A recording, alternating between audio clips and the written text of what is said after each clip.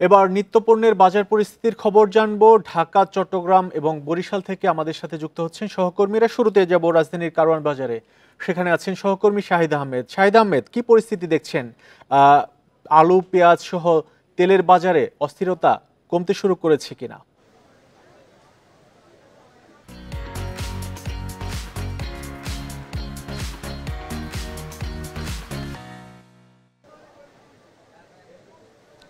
শরীফ, পরিস্থিতি আসলে যদি বলা হয় মোটা তাকে হতাশাজনক। কারণ এখানে যারা বিক্রেতা এবং যারা ক্রেতারা দুই পক্ষই কিন্তু হতাশ প্রকাশ করছে। আমি এই মুহূর্তে রাজধানী কারওয়ান বাজারে আলুর বাজারে রয়েছে। আমি যদি একটু চিত্রটা দেখাই, অর্থাৎ আমরা যদি আরেকটু পেছনে তাকাই, বলা যায় প্রায় মাসখানেক ধরে আলুর দাম চড়া এবং এটা দামটা কমার কোনো লক্ষণই নাই। এবং সেক্ষেত্রে যারা বিক্রেতা, খুচরা বিক্রেতা, তারাও কিন্তু সে একই হতাশা প্রকাশ করছে। তারা যেটা বলছে যে আসলে খুচরা বাজারে অভিযান বা জরিমানা করে লাভ নেই, তাদেরকে মানে সরকারি সংস্থাকে হিমাগারে তদারকি করতে হবে। এই জন্য তারা হতাশা প্রকাশ করছে, কেন শুধুমাত্র খুচরা বাজারে দোষারোপটা করা হয়। এর পাশাপাশি যারা বিক্রেতা আসছেন, তারা হচ্ছে যারা ক্রেতা ভোক্তারা, তারা কিন্তু আরো বেশি হতাশা প্রকাশ করছে। তারা বলছে যে আসলে নতুন সরকারের কাছে যে সবচেয়ে বেশি দাবি ছিল ভোগ্যপণ্যের বাজার যেন নিয়ন্ত্রণে করা, কিন্তু আসলে সেটা আর কোনো লক্ষণই যাওয়া যাচ্ছে না। এবং আমি এই মুহূর্তে যদি আজকে দামটা বলি, কারণ বাজার প্রতি কেজি পাইকারিতে আলু বিক্রি হচ্ছে 68 থেকে 70 টাকা কেজি দরে, এবং আরেকটু পাশে একই বাজারে খুচরা বাজারে 75 টাকা, এবং পাড়া মহলের দোকানেও কিন্তু 75 টাকা কেজি দরে বিক্রি হচ্ছে। অর্থাৎ আলুতে কোনো স্বস্তি পাচ্ছে না ভোক্তারা। এবং গত পরশুদিন কিন্তু আলুতে টিসিবি দ্বিতীয়বারের মতো খোলা ট্রাকে 40 টাকা কেজিতে আলু বিক্রি করেছে। বাণিজ্য উপদেষ্টা বলেছিলেন যে তারা হিমাগারে তদারকি করবে, এখন এটা কতটুকু তদারকি করবে সেটা আসলে সময়ই বলে দেবে। এর পাশাপাশি যদি বলা হয় পেঁয়াজের বাজারে আমদানিটা ভালো হয়, দামটা 10 থেকে 20 টাকা পর্যন্ত কমেছে। সয়াবিন তেলে গত সপ্তাহে কিন্তু শুল্ক না কমানোর ফলে বাজারে সরবরাহ কমিয়ে দিয়েছিল। শুল্ক যেহেতু কমিয়েছে, সেক্ষেত্রে সরবরাহটা আরেকটু বাড়ছে, কিন্তু দামটা কিন্তু কোনো হেরফের নাই। তবে সবজির বাজারে সরবরাহ ভালো হওয়ায় কিছুটা হলো দাম কমছে। যদি এক কথা আপনাকে বলা হয়, বাজারে আছে আলুর দামে কোনো কমার লক্ষ্য নেই, পেঁয়াজ সহ সবজির দামটা মোটামুটি নাগালে রয়েছে। মূলত এই ছিল রাজধানীর বাজার পরিস্থিতি। শরীফ আহমেদ, আপনি আমাদের সাথে থাকুন। আমরা এবার চট্টগ্রামের বাজার পরিস্থিতির খবর জানবো। যোগ দিচ্ছেন সহকর্মী আহসান রিটন। আহসান রিটন, কি পরিস্থিতি দেখছেন চট্টগ্রামের বাজারে? আলুর দাম তো ঢাকার বাজারে এখনো সেই অর্থে কমেনি, চট্টগ্রামে কমেছে কিনা? আর অন্যান্য যে নিত্যপণ্য আছে সেগুলির দাম গত সপ্তাহের তুলনায় এই সপ্তাহে কতটা ওঠানামা করছে?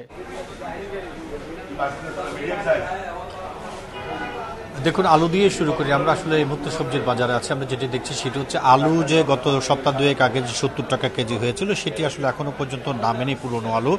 তবে নতুন আলু গত সপ্তাহের তুলনায় কিছুটা কমে সেটি এখন 120 টাকায় বিক্রি হচ্ছে। আমরা এই ছাড়া অন্যান্য যে সমস্ত সবজিগুলো রয়েছে, আমরা দেখছি সবগুলো সবজির দামই আসলে গত সপ্তাহের তুলনায় খানিকটা নিচের দিকে। এবং সেক্ষেত্রে বিক্রেতারা যেটি বলছেন সেটি হচ্ছে দেশের নানা জায়গা থেকে সবজি আসছে, এবং সেই সবজি সামনে যেহেতু শীতের ঝাঁকিয়ে বসছে, শীতকালীন সবজি আরও বাড়লে, সরবরাহ আরও বাড়লে দাম আরও কমবে বলে তারা মনে করছেন। আমরা একটু বলতে চাই যে মুরগির দাম এই সপ্তাহে আসলে মুরগির দাম, দেশি মুরগির দাম বেশ বেড়েছে, প্রায় 30 টাকা কেজিতে বেড়েছে। সোনালী এবং ব্রয়লার মুরগি 20 থেকে 10 থেকে 20 টাকা পর্যন্ত কমেছে। এরকম একটি দামের হেরফেরের মধ্যে আজকে চট্টগ্রামের এই বাজারগুলো চলছে। আমরা এটি নিয়ে আসলে বিক্রেতা যারা রয়েছেন তাদের সাথে কথা বলছি। তারা বলছেন যে মাঝখানে বাজার তদারকি করা হয়েছিল, সেই বাজার তদারকির ফলে তারাও কিছুটা স্বস্তি পেয়েছে। অর্থাৎ তারা যেটি বলছেন সেটি হচ্ছে, যদি কোনো কারণে পণ্যের দাম বাড়ে, সেক্ষেত্রে ক্রেতাদের সঙ্গে তাদের এক ধরনের বাকবিতণ্ডা হয়, তাদের যে পার্মানেন্ট যে কাস্টমার রয়েছে সেগুলো অনেক সময় সরে যায়, এবং সে কারণে তারাও চান যে কম দামে সবজি বিক্রি করতে, কিন্তু পণ্য বিক্রি করতে, কিন্তু যেহেতু তাদেরকে চড়া দামে কিনতে হয়, সেই একই কারণে বাড়তি দামে বিক্রি করা ছাড়া তাদের কোনো গত্যন্তর থাকে না। এবং এই কারণে ক্রেতা এবং বিক্রেতা উভয়ই মনে করছে যে এই বাজার তদারকির ক্ষেত্রে জেলা প্রশাসন এবং ভোক্তাধিকারের যে টিমগুলো রয়েছে তারা যাতে আরও বেশি সক্রিয় হন। যদি সেটি করা যায় তাহলে বাজারের যে অস্থির পরিস্থিতি সেটি অনেকটাই কমে আসবে। রিটন, আপনি আমাদের সাথেই থাকুন। আমরা এবার বরিশালের বাজার পরিস্থিতির খবর জানবো। সেখানে আছেন সহকর্মী আলামিন। আলামিন, আলু পেঁয়াজের খবর আমরা শুনলাম ঢাকা এবং চট্টগ্রাম থেকে। বরিশাল থেকে আপনি জানাবেন মাছের বাজারের পরিস্থিতি, মাছের দামে ওঠানামা আছে কিনা, বা ইলিশের বাজারের পরিস্থিতি জানাবেন। দেখুন, বরিশালে কিন্তু ইলিশের বেশ সংকট রয়েছে, যেহেতু শীতের মৌসুম পড়ার সাথে সাথেই কিন্তু ব্যবসায়ীরা বলেন যে আসলে নদী বা সাগরে ইলিশের ধরা কম পড়ে। এই কারণে কিন্তু আসলে বরিশালের বাজারে ইলিশ সরবরাহ নেই বললেই চলে। এবং আজকে যে শুক্রবার যে বাজারের পরিস্থিতি সেটি যদি আমি দেখাই, সেক্ষেত্রে কিন্তু আজকে বাজারে ক্রেতার সংখ্যাও কিন্তু কমেছে। সেক্ষেত্রে যেটি বলা হচ্ছে যে যখনই নদী এবং সাগরের মাছ কম আসে তখনই কিন্তু বাজারে ক্রেতা সংকট দেখা দেয়, এবং সেই ক্রেতা সংকটটি কিন্তু আজকে শুক্রবার দিনে আমরা দেখছি। এবং মাছের দামও কিন্তু বেশ চড়া রয়েছে। যদি ইলিশের কথাই বলি, ইলিশ কিন্তু প্রতি মন ইলিশে কিন্তু 4 থেকে 4,500 টাকা পর্যন্ত বেড়েছে, এবং খুচরা বাজারে কিন্তু 300 থেকে 400 টাকা পর্যন্ত ইলিশের দাম বেড়েছে। সেক্ষেত্রে আজকে যে ইলিশের দর চলছে সেটি হচ্ছে যে 1200 গ্রামের যে ইলিশ সেগুলো প্রতি মন বিক্রি হচ্ছে 77,000 টাকা।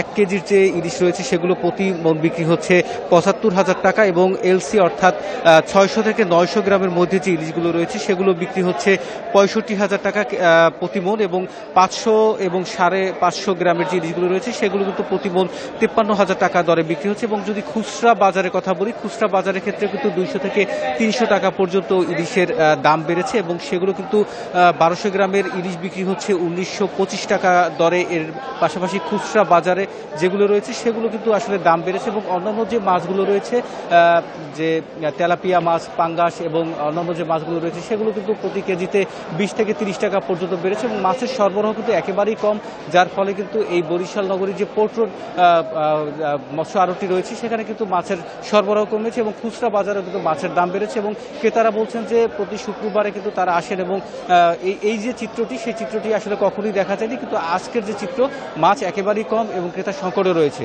তো এই ছিল আমার কাছে বরিশাল থেকে। ঢাকা, বরিশাল এবং চট্টগ্রাম থেকে আমরা নিত্যপণ্যের বাজার পরিস্থিতির খবর জানাচ্ছিলাম। যুক্ত ছিলেন আমাদের সহকর্মীরা।